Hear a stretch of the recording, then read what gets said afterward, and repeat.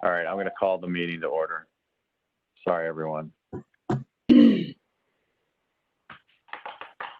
Purpose of this meeting was to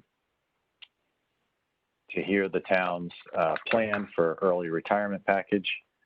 And the reason that this body is even going through this is because this early retirement package involves a significant chunk of town employees as it's proposed, and therefore will change town's pension liabilities significantly. So the number that we just approved, it just got done for the most recent fiscal year, the ADAC and that liability calculation will be different now if you know, if the retirement package gets approved and put through. So the RTM asked us to, since the pension liabilities are the purview of this body, and we produce them every year with an actuary, to go and validate the numbers and present them out just like we do normally, since we're the ones that are most comfortable dealing with the actuarial stuff. So that's how we all got here tonight. And without further ado, I would like Madam First Selectwoman, is you guys going to present what the plan is, or there were no materials? I mean, I've sat through the Mr. Chairman, presentation, but my understanding was, according to the agenda, this wasn't a presentation of this. It's basically an employee contract between the town and employees. It says, I just thought you were talking about voting for another actuary to do the same thing that the town's actuary did regarding the calculations of the impact of the retirement package. And that's all been determined and shared with the RTM. But I thought you were voting just on getting another actuary to do the same thing the town's actuary did, so that you could see the numbers, I guess. That was my understanding. I'm sorry, I'm looking at the agenda.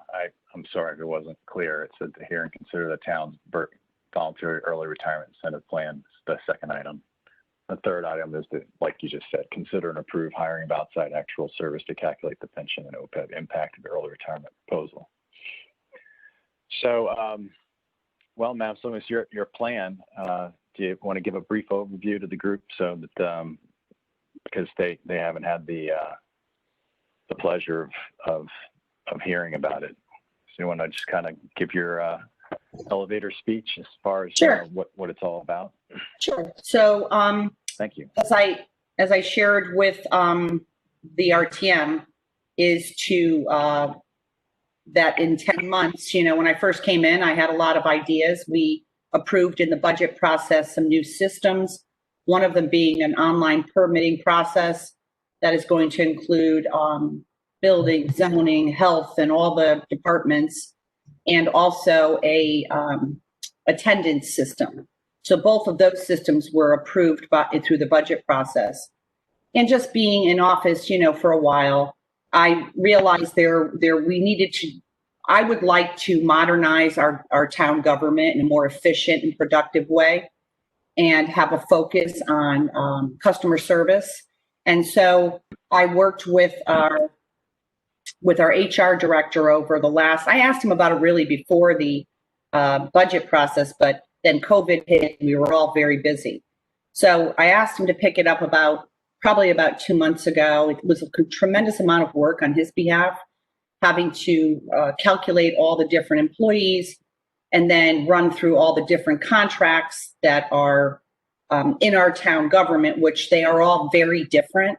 So it was difficult for him to do all of this work. So he did all the calculations and such, and then floated, you know, came to me with the ideas, and we looked at it. We talked with my administration, and then he talked about a draft to the employee unions, and no one seemed to be very interested in the original because it wasn't as good as the one that was offered in 2009 by First Selectman Flato. So he played with it a little bit and then came back and showed it to me. And then after I approved, he shared that draft with the union presidents and then the unions. And so that's how we started. And then I had consulted with the town attorney asking what's the process, because I've never done anything like this. And he said the process is to present this to the RTM. They're the only body that votes on these. Basically, it's a union contract negotiation.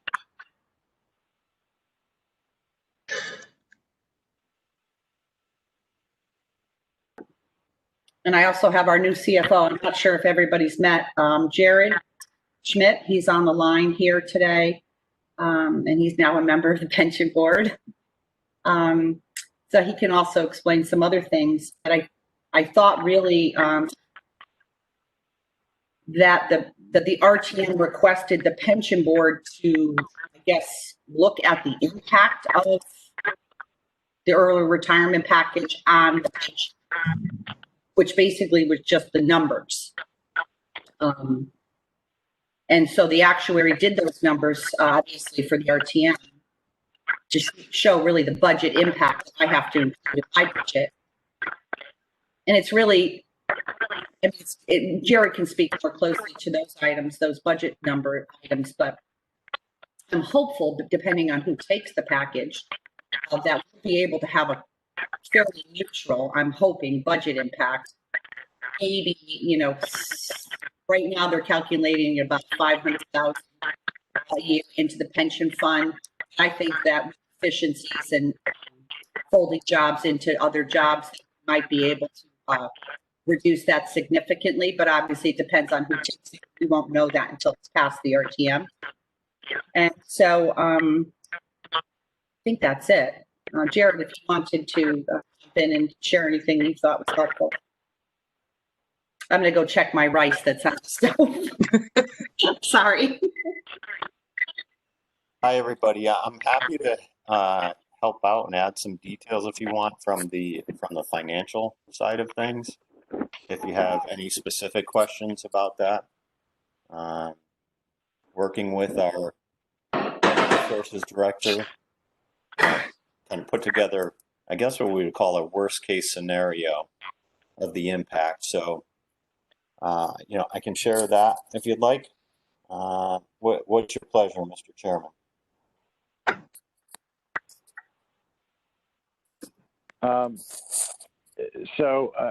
Essentially, so when we speak about impacts to the pension liability, so everybody's clear, the nuances of this plan, which weren't given, weren't discussed yet, but essentially there's pensions being pulled forward. So people initiating pensions before they were, when the actuary goes through it, I think you guys all remember that they look at everybody's ages when they're eligible to retire, and then we further look at tendencies within that population. So this is just the town pension to when they do retire, even when they're eligible, because that essentially is when the pension trusts have to start paying out funds. So anytime, the reason we do experience studies and also take a look every year is just want to see if there's anything that's drastically different from how it's been modeled. And so I realize this is just a contract negotiation, but it's a little unique in that you're disrupting, rather than putting on a new tranche or a tier of employees. When you go and actually take a chunk, in this case, I think they're offering it up to 50 different employees. And then there's a mix, as the first selectwoman noted, some are, there's multiple unions involved, different contracts, and I'm not sure the exact makeup of all the different people, but they're not all being offered like the same blanket thing. So some are getting actually more than 100% of their calculated pension. So that's not in any of our current actuarial calculations. And like I said, a bunch of the other ones I think are just being brought forward, so they're allowed to start their regular pension early, which because they're already eligible. So in other words, these folks just trying to incentivize them to retire. And so I think that's where the 106 comes in, and I think some of the other ones are getting their regular retirement offered to them slightly early. So all those things, you can see how it would sort of cause quite a bit of a difference. And as Madam Selectwoman said, I think they've modeled, Hooker and Holcomb did some analysis and modeled, I think, 400,000 change to the ADAC, which would be not just a one-time thing. I think everybody realizes that the ADAC's an annual thing. So if it was $400,000, Right. $400,000. We have to budget. The amortization period. So, and PVing at today's low rates of like 1%, you might as well just add them up. So that on its face is somewhere around $8 million. And OPEB beyond, I'm not quite sure how that's all calculated, but it's another separate number that's pretty sizable. But it has stuff going on with federal aid stuff, whatever. It's something that the actuaries need to look at. And quite honestly, the only reason we're coming together to have you guys all vote is to ask for the authorization of an outside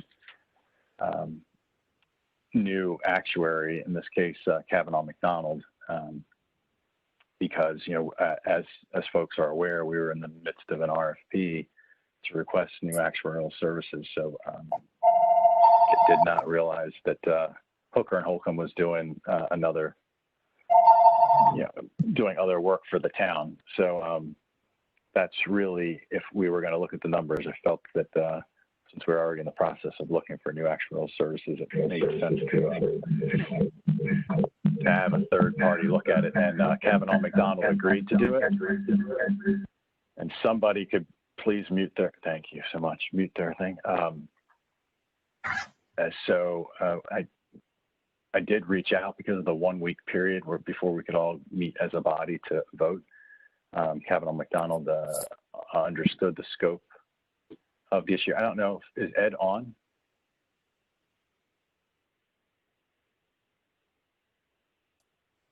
So if they were on, I mean, I can just convey to you that Kavanaugh McDonald is the actuarial firm that does the state of Connecticut's calculations, and they also apparently are Norwalk's actuarial firm. And coincidentally, and I think beneficially, they just did a similar analysis for the town of Norwalk in the in the recent past. So they said they could do the analysis in 2 to 3 weeks, and the cost to do so, it's I believe he said it was about $300 an hour, and he believed it would be somewhere between 20 and 30 hours to complete. So that puts you in the $6,000 to $9,000 range to complete the analysis. And so with that information in hand, wanted to get the group together. It's when I sent the meeting out a week ago. And so I don't think I'll leave it open for folks for questions on the topic. And once we have those done, I'd just like to get a motion to approve hiring officially Kavanaugh McDonald and getting their results back to the body as soon as they can get it done.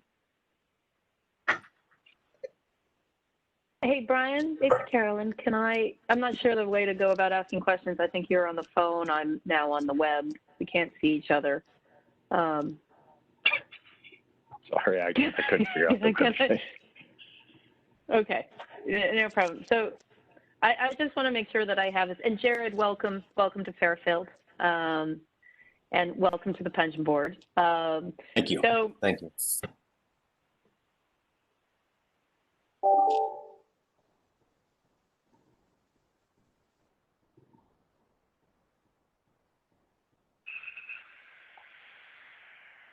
Can anyone hear? Can't hear. Can't hear Carolyn. Hi. Audio drop. Dave, if you're on the line, do you happen to know why that is? We can't hear Carolyn. No. Is it only Carolyn or is it others as well? Do we know? It's Everybody hey, speak. it's I can Tom hear. Conley. Can you hear me? Yeah. Tom. Yeah, gotcha, Tom. No, it just seems Yeah. to be Murphy's Law is in full effect because just when the one person who was speaking out, we lost her. Oh, she might be back. Carolyn, are you back? No. Well, this is Jack Mahoney. Well, maybe I could make a comment while we're waiting for Carolyn to come back. So, I think Brian, I heard you say that it was maybe $400,000 was the annual increase in the liability. I think I heard Brenda say maybe $500,000. I'd say given the risk and the amount of liability that we could be taking on, it seems like it would be prudent for $6,000 to get a second opinion based on all of the assumptions that need to go into such a calculation, especially if they've already done one of these before recently for Norwalk. It sounds like they've got some experience. So it seems like not a lot of money to spend to have, if nothing else, just a second opinion.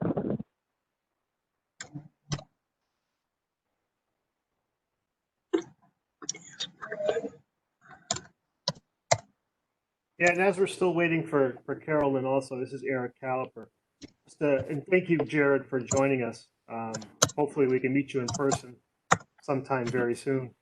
But just to kind of give some context, I was looking back through some of the old Hooker and Holcomb funding levels. And back when Flato offered the early retirement program back in 2009, the funding level of the town's employee system was 112%. We just recently adopted a new mortality table, and we're discussing lowering the discount rate possibly next year, which would put us at about 83% funded for the town side, not the police fire side. And then when I looked at some of the numbers that Hooker had run, it looks like that's going to change the funding level over the red line of down to 77% for the town employee system. So I would love to get a second set of eyes also on that and really make sure that's the number it's dialed in, because I've been on the pension board for a long time, and that's really a cause for concern at that level. guys, can you hear me this time? All right, am I on? Okay. Hey, I don't know, guys. I'm on Zooms and WebExes all day. I don't know why it's Murphy's Law right here. So this represents 11% of our current active employees in our town pension fund. And my fear is that the incremental $10 million of town side liability will be added to the $40 million of unfunded we presently have as of 2019. And that will effectively increase our unfunded pension liability by 22%. And I totally am on board with the vision and the idea. And from an operating expense standpoint, there's one way of looking at this. That's clearly the way that you're looking at it. Then there's the balance sheet of the town, and that's the way the Board of Finance will look at it, the debt levels that we take on. But the third level of the stool is the funds balance. And that's what we're doing. So we're at 83% funded.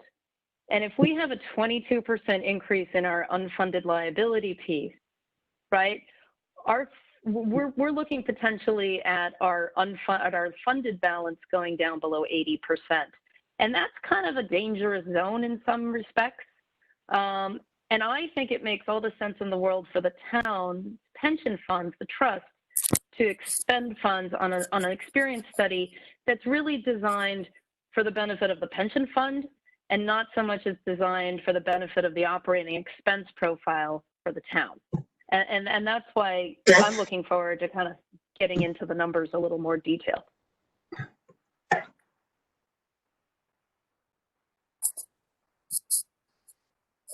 Thanks, Carolyn. Yeah, and that's why, yeah, we're just going to have this stuff done, and then we can see it. And really, as the first select woman said, it's not, it's important to know the numbers and that everybody has them. And that's sort of what we do every year. And it's not, I commend actually the effort to put this plan together and to and sort of be innovative in office and sort of like look at our staffing and kind of restructure and the nature of the labor that we have, all the great employees that we have that are unionized. Yeah, it just makes it certainly it makes the new Jim's Hasselkamp. I'm sorry, my guy's name right?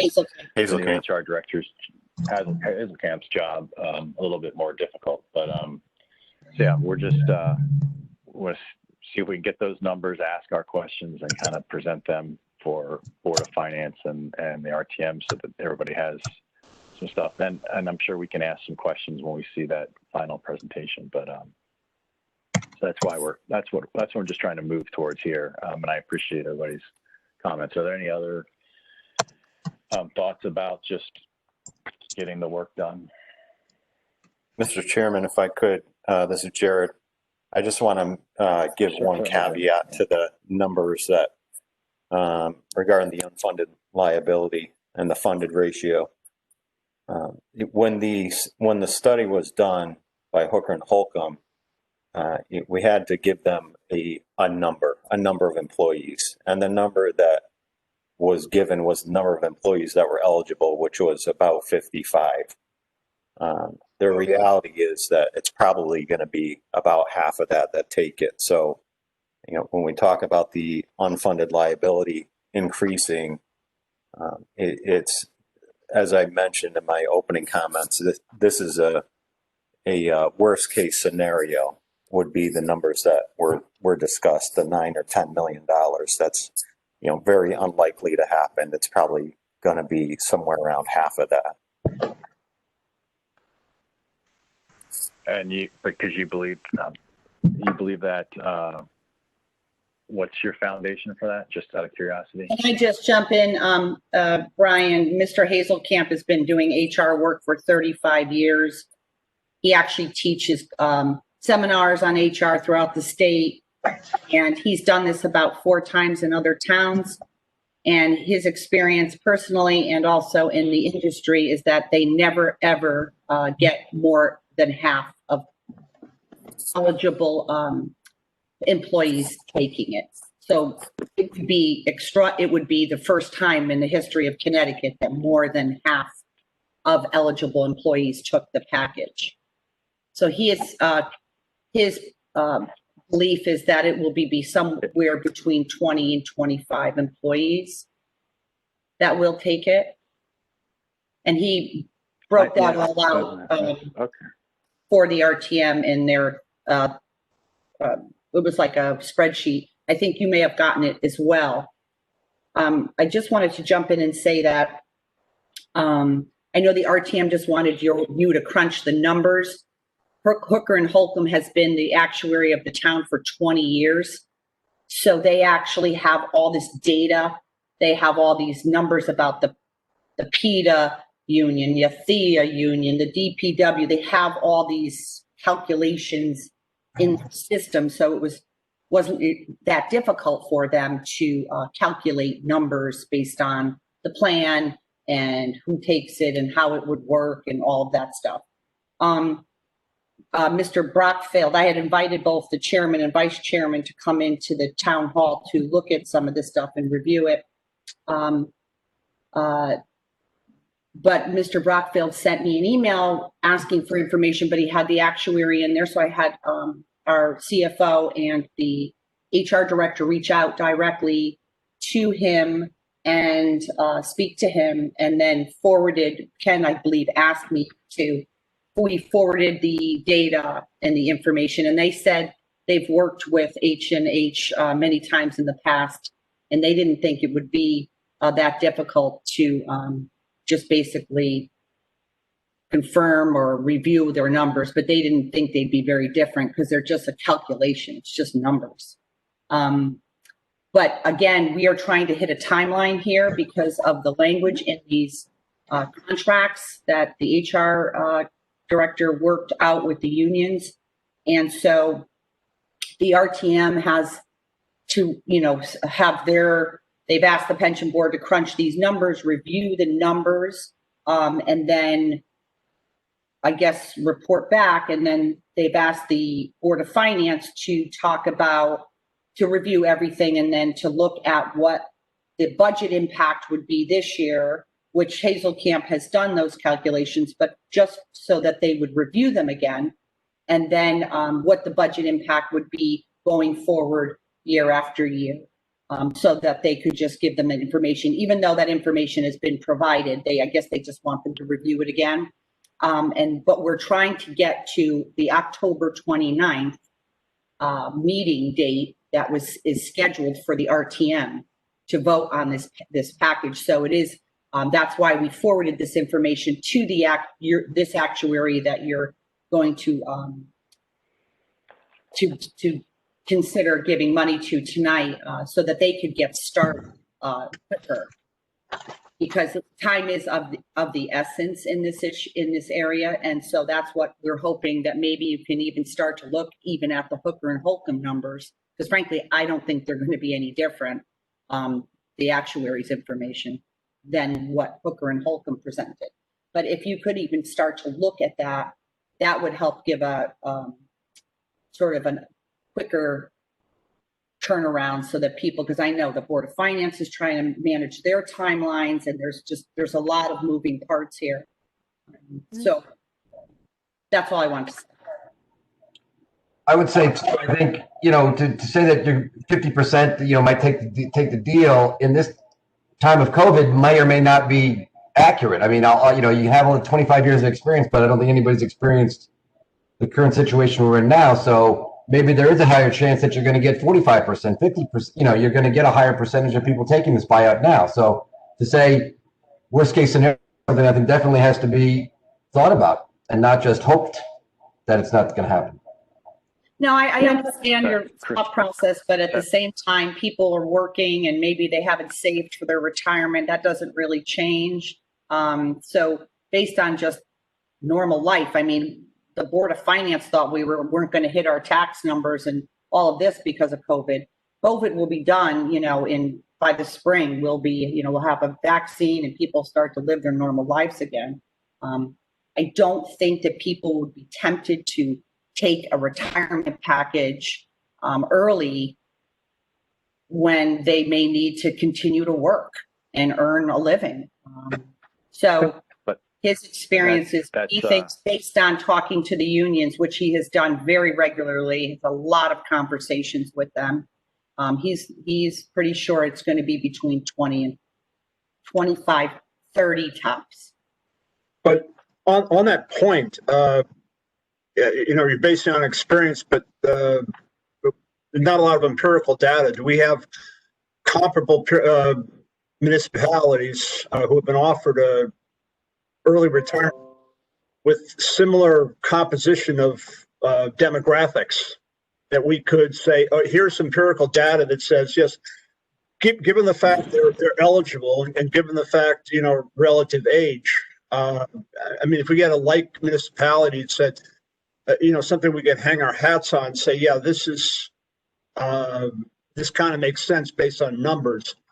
And it's not that I don't in any way discount his experience, but and when I hear experience, that seems more anecdotal than statistical. And I kind of like to have some numbers to feel better about.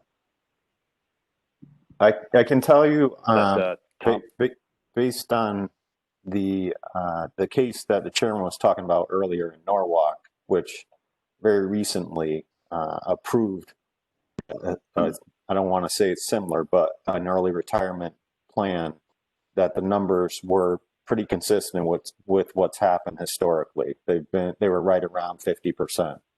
I know Norwalk's not, not exactly the same as Fairfield, but they're, in the same geographically in the same area.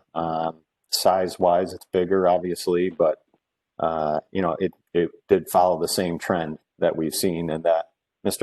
Hazelkamp has seen in past. I think, Tom, you're asking the right question. If I can jump in, it's Carolyn. And the actuary can do like a Monte Carlo simulation. They have software that can model that out so that we can get a sense of which of the 55, the wonderful thing about financial math is we can actually isolate a lot of that information and not just rely on experience. And this is part of the rationale for having the pension fund come in and fund this actuarial study so that we can put in that request. Like, we want to see simulation analysis of an uptick of who might accept this in a COVID environment or based on other municipalities. Yeah, if 50 cents, if 50% comes from a comparison on the basis of a younger workforce, and that's, we have to kind of standardize for, those kinds of things. right. I think that's a great point. Sorry guys, this is just very difficult for me since I'm not on the WebEx and I have to figure out who's speaking, but I'm doing okay. Because and those are all great points, and ultimately, really, that buck gets passed to the RTM and Board of Finance. And me personally, I when I looked at the gross numbers, I just kind of, right, if you don't know your probabilities, you can just gravitate, which I think what the first selectwoman did. She said, she quoted the upper bound. Which, that, right, if you don't know and you want to be conservative and you pick the high number. My question's actually, and it's not for me to, like, once again, we're just looking at the numbers, but if we're going to bring up questions that we all have, and I've heard Mr. Hasselkamp's got all this experience and stuff, which I think is great.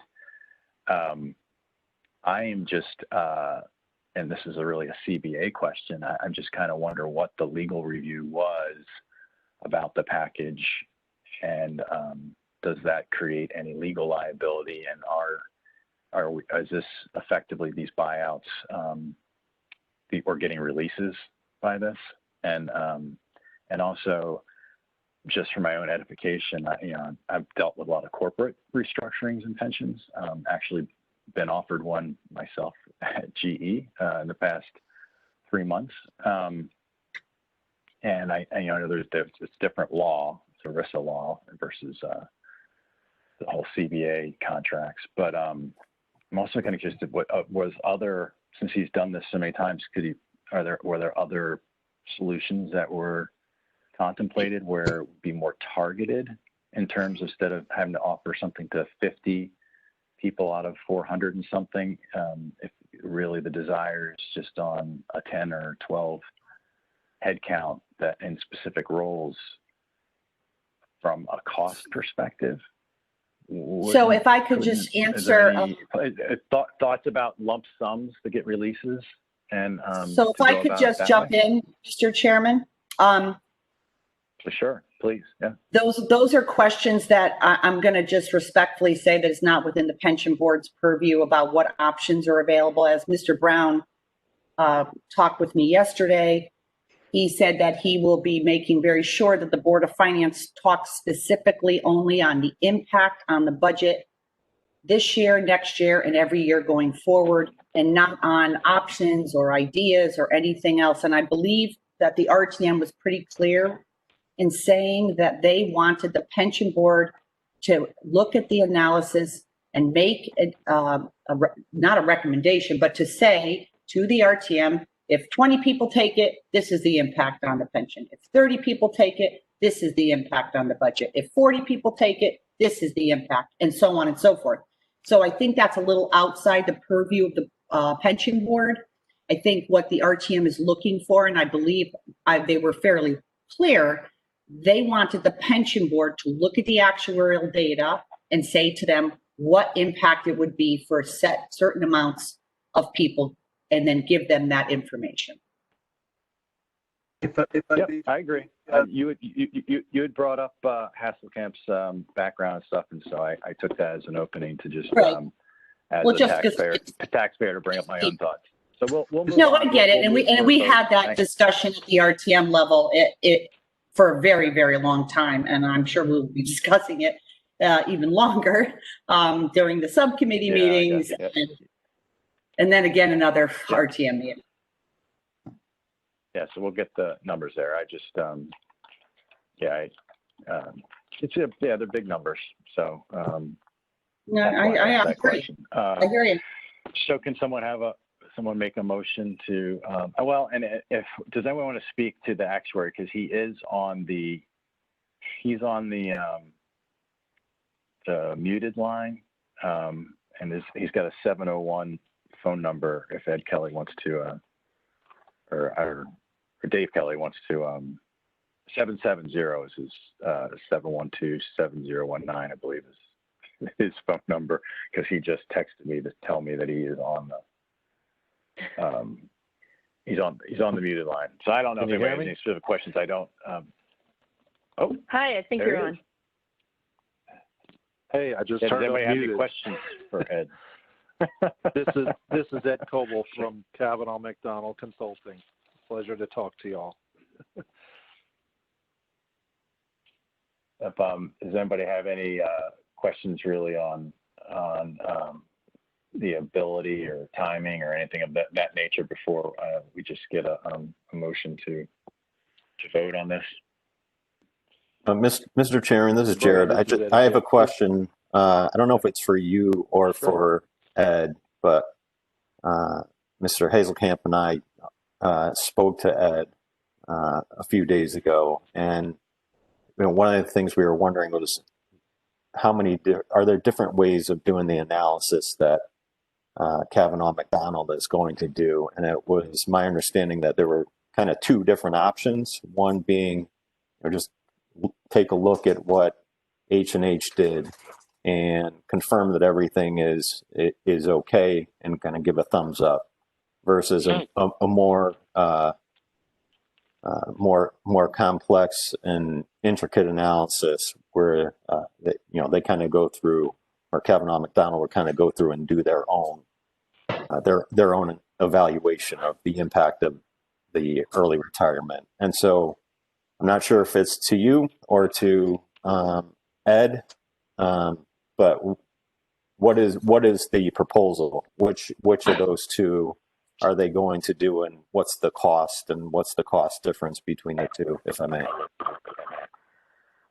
Well, let me take a stab first, Ed.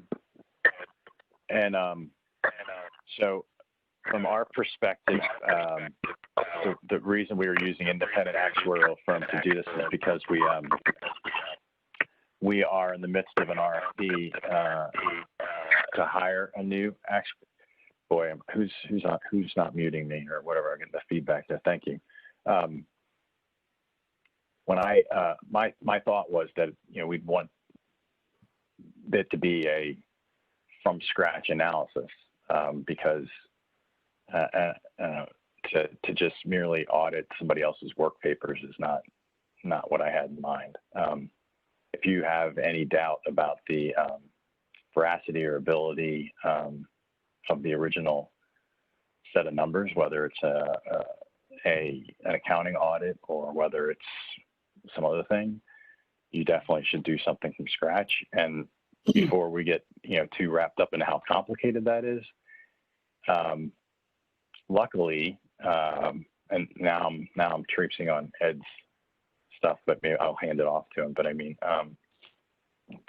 the foundation for studying impact, it does involve the contracts, in this case from 3 different unions. However, the actuarial calculations are mostly programmed. So in other words, all that time we spend discussing whether we have a closed or open amortization period, whether we use level or percentage of pay method,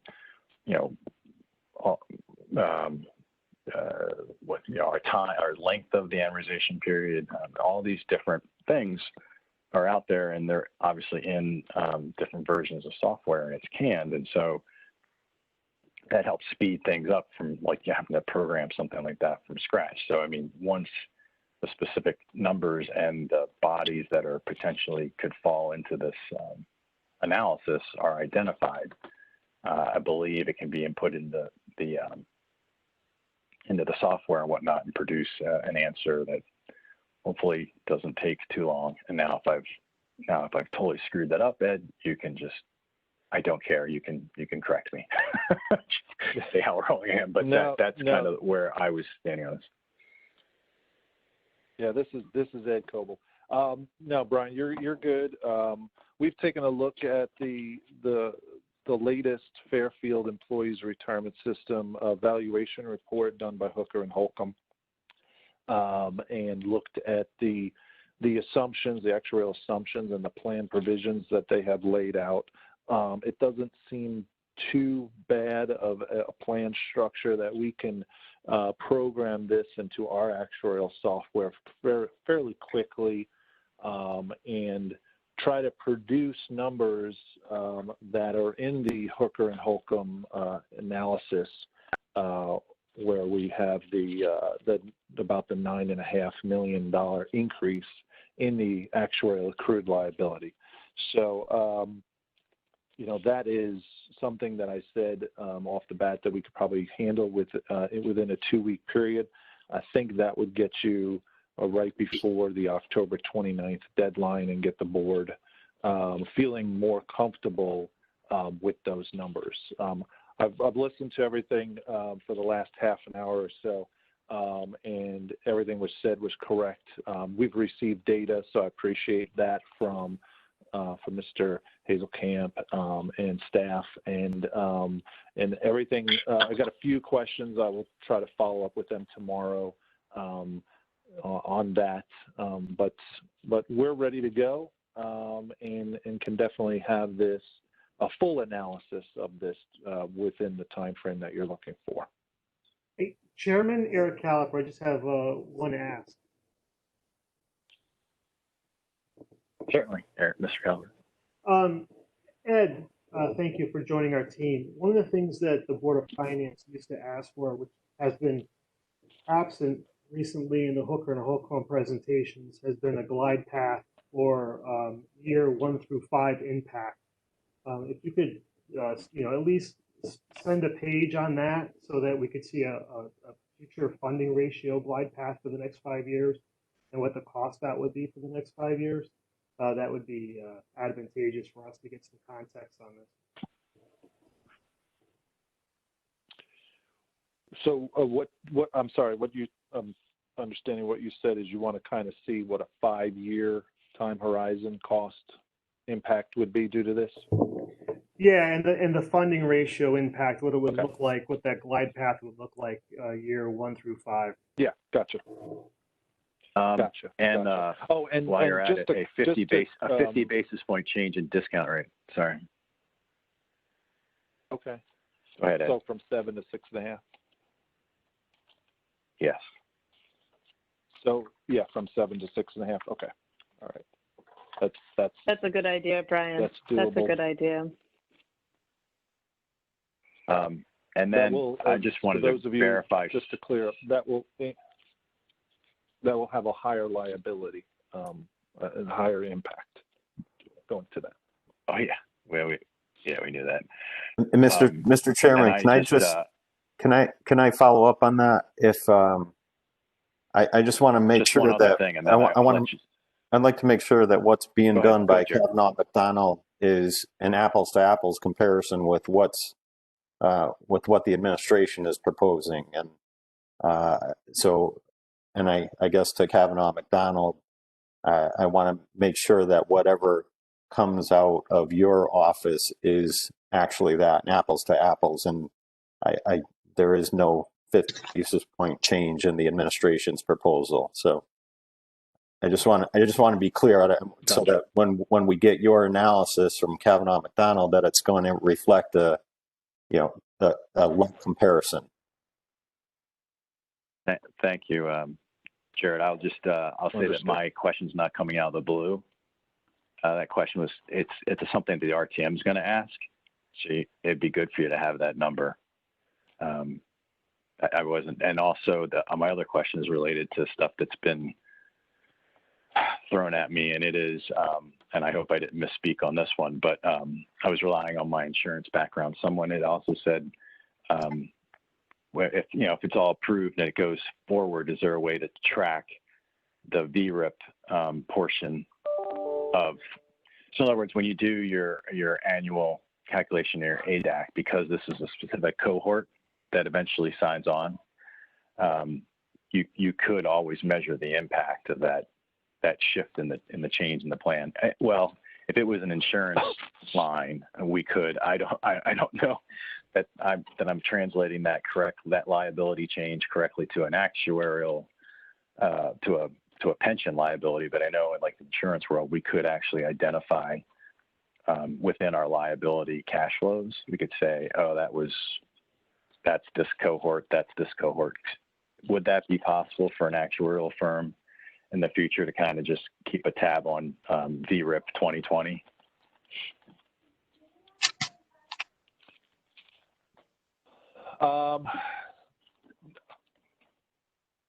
Yeah, I mean, we could see who you're testing me now, Brian. That's a good question. I think we could definitely see the impact of who takes it. What's going away, we're adding $9 million of liability, and we're going to amortize that. Yeah. Potentially. It could be 50%. We're amortizing that over, the length of the period that is currently on the funding policy, which is about 21 years now as of 2020. But what you're losing is the normal costs, the accruals that each of these numbers would be. So we'll be offsetting that. That will be something that I could provide over the next 5 years. If there's 50% of those folks who don't take this, that will still be there, but it will be declining over the next 5 years. So that will be something we could kind of keep track of potentially.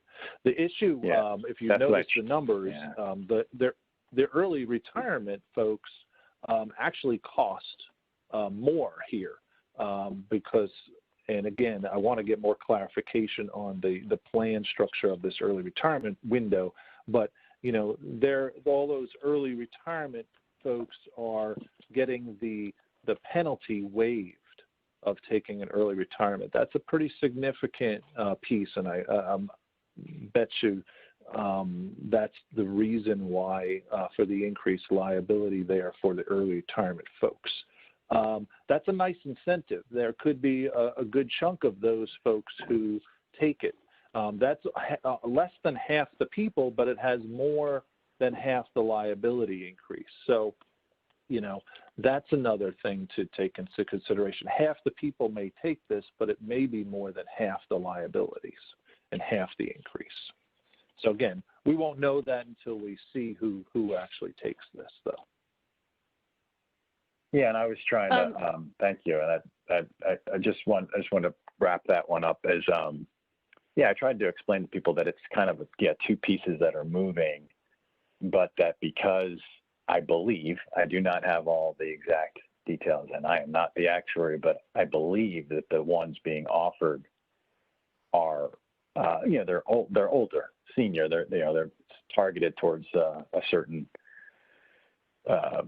group that I think are closer to retirement. So they're immediately go live, and so that is a liability. But I said it's also sort of like you originally had it modeled when they were supposed to start out. So it's kind of like a squishing your cash flows sort of forward and increasing them a bit because of the package design. But thank you. Yeah, I get that. Go ahead, Carolyn, and then anybody else. Can I just kind of want to just make sure that we answered Jared's question was answered to Ed. So we were kind of presented with the option of kind of doing two different versions of a study, right? And Ed, I think our preference is for you to do this from scratch to the extent that you're able to, but more importantly, we have a deadline to make. And I want to make sure that, you're able, you have the confidence that you'll be able to make that deadline for us so that we can make the decisions that we all have to make as the respective town bodies have to look at this. Are you able to make the deadline we're talking about with the more extensive study? And just to be clear on the deadline, the RTM has scheduled a vote for the 29th. And to be very clear, they need to have committee meetings prior to that. And as does the Board of Finance the Board of Finance is looking to schedule a meeting the week of the 20th. So that was the reason why we sent this information ahead of time, because it is a very tight timeline. And so the RTM needs to meet for their subcommittees, and the Board of Finance wants to look at the budget stuff. So I just want to throw that out there. It's so, Ed, you're understanding that it's not, we can't have it on the 29th. Other bodies need it prior to that. The Board of Finance are, different moving parts. Yeah, understood. And I appreciate getting it early. And we spent most of the weekend programming the plan structure and the assumptions into our actuarial software. So it's just a matter of getting my questions answered tomorrow morning. I was waiting till after this phone call, till everything was approved, and then we can start running some liabilities very shortly thereafter. So yeah, I think you give me a deadline, and if it's the 19th, 20th, 23rd, which would be nice. But yeah, whatever you guys can give us, that'd be fine. But I've got a couple folks on my staff who know about it and know it's a priority, and we've set aside some things to get that done for y'all.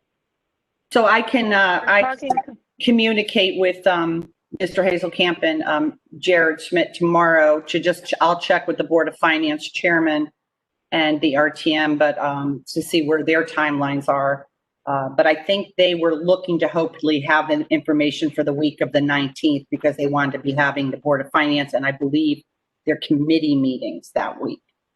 So we can talk though tomorrow, and I can tell you what they have planned or what they're planning. Sounds and good. then the Excellent. second question, the second question that I have, one was on the timing and the other one is the cost, because we're going to be voting on a study with an expectation of the cost. Have those numbers been crunched? Yeah, I gave Brian a quote of anywhere between 6 and about 8,000. Okay. And I don't know if you were on earlier, but I said 6 to 9 based on the sort of hours and the 300. 6 to I 9. don't know if it's a blended. Yeah, Okay. based on your that's at a blended rate of 300 or whatever per hour. Yeah. Yep. Well, then in that case, Brian, if look, Brenda's got rice. I'm trying to cook dinner here. We got stuff. I think any chance we can kind of bring this to a vote? I have more than rice, Carolyn. I've been asking. Dinner here in my house. I've been dropping the hint for a motion past 10 or 15 minutes. Okay, so, I will make.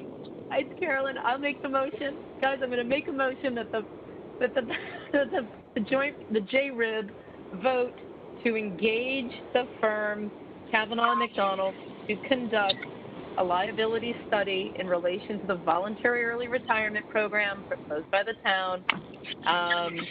And the anticipated deadline is going to be October 19th, and the anticipated cost will be between $6,000 and $9,000. I can second that. It's Ken. Thank you. Okay. Okay. Discussion? All right. Yes, before the vote, I just want to go on the record as saying that I think that this actually is very good and it seems very good. However, I'm going to be opposing this because I do believe that the town's actuary calculated the numbers according to the plans that were presented and based on all the data that they know, and that I can't imagine why there would be anything different. I don't think, even though this board is looking for an RFP for a new actuary, I don't think this board has ever said they disagree with the numbers that have been presented in the past, the mortality rate numbers or any numbers for that matter. So I think we have the right information we need, and I think that we could use what we have and not spend this money, in my opinion, unnecessarily.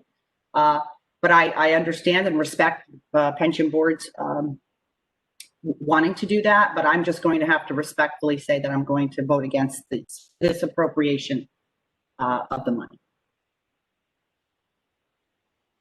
Thank you, First Selectwoman, and we can have a discussion offline with Mr. Baldwin, because I have some information that you probably need to be made aware of.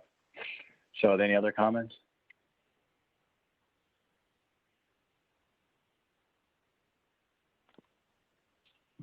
Hearing none.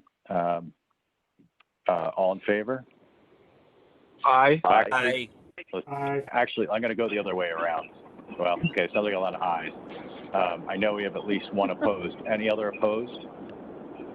I'll be opposing it as well, Mr. Chairman, along the same lines as the First Select Woman. Just, we are confident with the numbers that Hooker and Holcomb have produced, and just don't think that this is necessary to spend more money to have another analysis done. Well, this money's coming out of the pension trust. I certainly hope the previous money didn't come out of the pension trust. Absolutely not. Yeah, okay, if that could be confirmed for me, that could be confirmed, I'd appreciate it. And then if it did, I'd appreciate those funds finding their way back into the pension trust. Yeah, it will not. Okay, so